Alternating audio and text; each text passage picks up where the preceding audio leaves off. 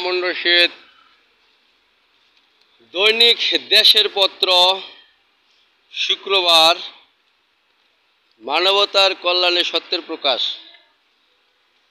12 April 2024 ইং 29 চৈত্র 1430 বঙ্গাব্দ, 2 শাওয়াল 1445 হিজরি। এ পত্রিকায় দেওয়া হয়েছে একটি বিষয় যে ধর্মপ্রচারে অর্থের লেনদেন নিষিদ্ধ। এই ব্যাপারে ফায়সালাটা আমি পরে দিয়ে দেবো ইনশাল্লাহ। আগে শুনুন, ধর্মপ্রচারে অর্থের লেনদেন নিষিদ্ধ, রিয়াদুল হাসান কি বলছেন সেটা শুনুন আগে।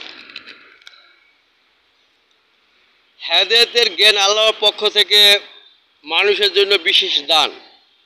পবিত্র কোরআন হচ্ছে মুত্তাকিদের জন্য হেদায়েত বা পথ নির্দেশ, সূরা বাকারা 2। তাই কোরআন শিক্ষা দিয়ে তথা দিন শিক্ষা দিয়ে তার কোনো বিনিময় মানুষ নিতে পারে না। কোরআনের জ্ঞান মানুষের নিজস্ব জ্ঞান বা সম্পত্তি নয়, যে কোনো পণ্য রূপে বিক্রি করা যাবে। আল্লাহ রসুল বলেছেন, পূর্ববর্তী কিতাবে লিপিবদ্ধ আছে, তোমাদের আল্লাহ বলেছেন, হে আদমের সন্তান, পারিতোষিক গ্রহণ ব্যতীত শিক্ষা দান করো,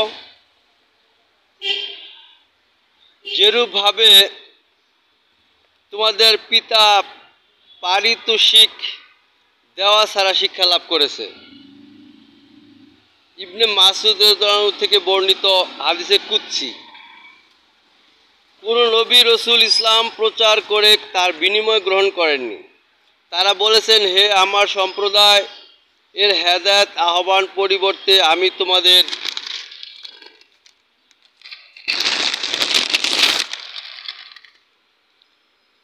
আমি তোমাদের দিনে গণনা পূরণ করে নিবে, সূরা বাকারা 185। বলছে যে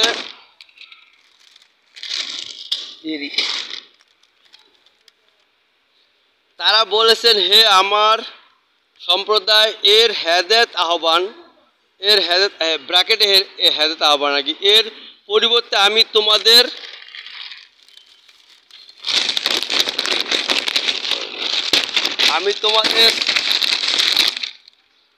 দিনে গণনা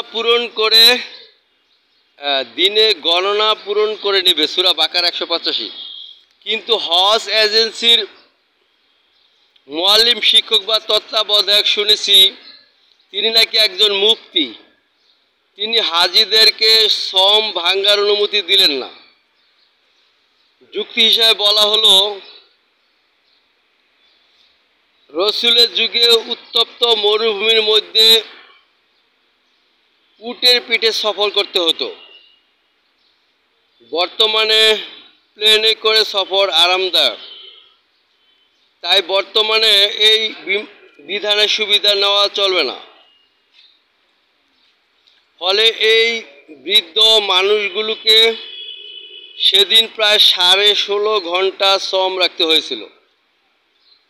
ফ্লাইটে তার চেয়েও শক্ত মানুষ ছিলেন, তাদের ক্ষেত্রে একই নিয়ম জারি থাকলো। এটা হচ্ছে দিন নিয়ে বাড়াবাড়ি, যা আল্লাহ সম্পূর্ণরূপে হারাম নিষিদ্ধ করেছেন। বিদায় হজের ভাষণেও আল্লাহ রাসূল বলেছেন, হে মানুষ, তোমরা কখনোই দিন বিধিবিধান নিয়ে বাড়াবাড়ি করো না, কারণ অতীতে বহু জাতি ধর্ম নিয়ে বাড়াবাড়ির কারণে ধ্বংস হয়ে গেছে। তিনি আবু মুসা রাদিয়াল্লাহু আনহু ও মুয়াজ রাদিয়াল্লাহু আনহুকে ইয়েমেনে দিন প্রচার, প্রশাসনিক ও কূটনৈতিক দায়িত্ব দিয়ে প্রেরণা করার সময় বলেছিলেন, তোমরা দিন পালনকে সহজ করো, কঠিন করো না। সুসংবাদ দাও, বীতশ্রদ্ধ করো না। পরস্পর মেনে ও মানিয়ে চলো, মত বিরোধ করো না। বুখারী 3038, মুসলিম 4626। আমরা বর্তমানে যেমন দেখি, আমাদের আলেম ওলামারা রমজান মাসে বেশ আয়োজন করে প্রশ্ন উত্তরের অনুষ্ঠান করেন। যেখানে সোম পালনের খুঁটিনাটি মাসলা মাসাইল নিয়ে প্রশ্ন করা হয়। প্রশ্নের সংখ্যা হাজার হাজার, বেশিরভাগই কী করলে সোম ভাঙবে তা নিয়ে, যেমন ঢেকুরের সঙ্গে আসা খাবার বা দাঁতের ফাঁকে আটকে থাকা খাবার গিলে ফেললে রোজার ক্ষতি হবে কিনা, রোজাদার ব্যক্তি পানিতে বায়ু ছাড়লে রোজা নষ্ট হবে কিনা, রোজা অবস্থায় অ্যান্ডোস্কোপি করা যাবে কিনা ইত্যাদি। কিন্তু আল্লাহ রসুল বেশি প্রশ্ন করা অপছন্দ করতেন, ফলে তার সাহাবীরাও তাকে খুব কমই প্রশ্ন করতেন। ইমাম দারিমি রহমতুল্লাহ তার সুনান আজ দারিমি নামক হাদিস গ্রন্থে এ সম্পর্কে সাহাবী ও তাবিঈদের কিছু মতামত উল্লেখ করেছেন। যেমন ইবনে আব্বাস রাদিয়াল্লাহু আনহু থেকে আনহু বলেন, আমি রাসূলুল্লাহ সাল্লাল্লাহু আলাইহি ওয়াসাল্লামের রাসূলের সঙ্গীদের চাইতে উত্তম কোনো মানব দল কখনো দেখিনি।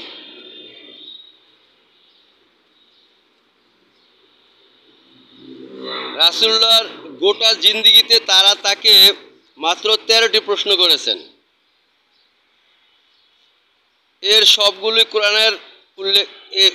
কোরআনে উল্লেখ হয়েছে। যেমন, হে নবী, এরা তোমাকে হারাম মাসগুলোতে যুদ্ধ সংক্রান্ত বিধান জিজ্ঞেস করছে, অথবা হে নবী, তারা তোমার নিকট হায় সংক্রান্ত বিধান জানতে চাচ্ছে প্রভৃতি। অতঃপর হযরত ইবনে আব্বাস রাদিয়াল্লাহু আনহু বলেন, সাহাবীগণ কেবল সেই সব প্রশ্নই করতেন যা ছিল তাদের জন্য উপকারী। তারা প্রশ্ন করতেন নানা ঘটনার প্রেক্ষিতে, সম্ভাব্য পরিস্থিতি কল্পনা করে কোনো প্রশ্নই তারা করতেন না। এমন প্রশ্ন কেউ করলে উমর রাদিয়াল্লাহু আনহু তাকে রীতিমতো অভিশাপ দিতেন। উমর রাদিয়াল্লাহু আনহু মিম্বারে আরোহণ করে বলেছেন, আমি আল্লাহর নাম নিয়ে যা ঘটেনি সে সম্পর্কে কোনো ব্যক্তি কর্তৃক প্রশ্ন করাকে নিষিদ্ধ করছি। কারণ যা কিছু ঘটবে তার সব কিছুরই বিবরণ আল্লাহ দিয়ে দিয়েছেন।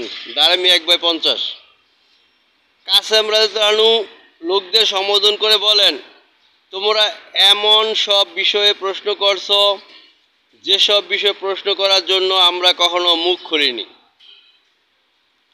তাছাড়া তোমরা এমন সব বিষয় খুঁটিয়ে খুঁটিয়ে প্রশ্ন করছো যা আমার জানা নেই।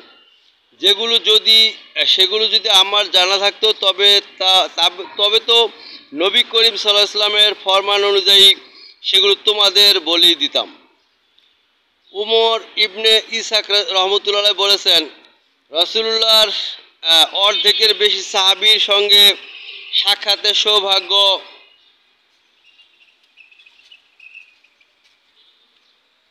আমার হয়েছে। আমি তাদের চাইতে অধিক জটিলতা মুক্ত এবং কঠোরতা বর্জনকারী মানব গোষ্ঠী সাক্ষাৎ পাইনি। মূলত সাহাবীরা রাসূলুল্লাহকে যেভাবে করতে দেখতেন সেটার অনুসরণ করতেন। এটাই ছিল রাসূলুল্লাহর শিক্ষাদানের পদ্ধতি। তিনি কখনো ব্যাখ্যা করে বলেননি যে অজুর ফরজ 4টি না 6টি, 6 ফরজ কয়টা, ওয়াজিব কয়টা, সুন্নত ইত্যাদি। এগুলো বহু পরে ফকিহরা গবেষণা করে বের করেছেন। অত্যন্ত প্রয়োজনীয় কোনো বিষয়ে মসলা জানতে চাইলে বিশ্বনবী সাল্লাল্লাহু আলাইহি ওয়াসাল্লাম প্রথমে তার সরলভাবে বলে দিতেন। কিন্তু কেউ যদি আরও একটু খুঁটিয়ে জানতে চাইতো তাহলেই তিনি রেগে যেতেন। কারণ তিনি জানতেন ওই কাজ করেই, অর্থাৎ অতি বিশ্লেষণ ও ফতোয়াবাজি করেই তার আগের নবীদের জাতিগুলো ধ্বংস হয়ে গেছে, নিজেদের মধ্যে বিভেদ সৃষ্টি করে।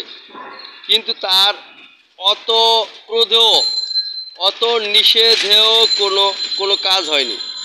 পরবর্তীতে তার জাতিটিও ঠিক পূর্ববর্তী নবী আলাইহিস সালামদের জাতিগুলোর মতো দিন নিয়ে অতিরিক্ত বাড়াবাড়ি করে অতি মুসলিম হয়ে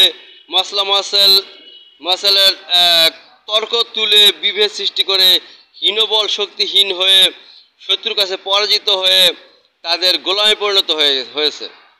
লেখক, সাহিত্য সম্পাদক, দৈনিক দেশের পত্র, যোগাযোগ 01670174643 আরেকটা নাম্বার 01711571581 আরেকটা নাম্বার 01711005025।